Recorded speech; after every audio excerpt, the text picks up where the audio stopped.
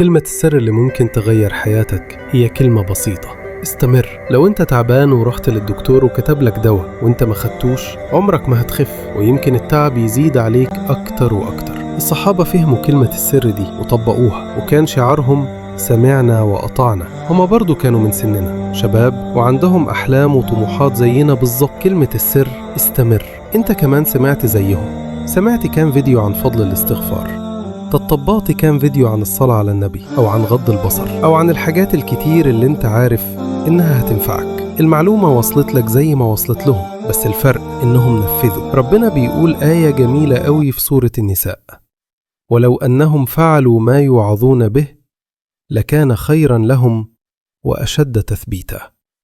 وعشان تعرف تستمر لازم يبقى ليك خطوط في يومك ما تنزلش عنها مهما حصل.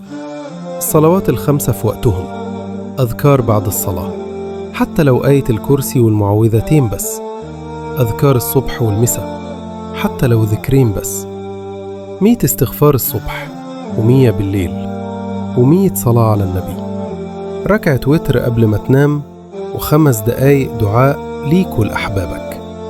امشي على الدواء ده شهر وادعي لي: اللهم اجعل هذا العمل خالصا لوجهك الكريم، وانفعني بيه في حياتي وبعد مماتي، وانفع بيه كل اللي يسمعه أو ينشره.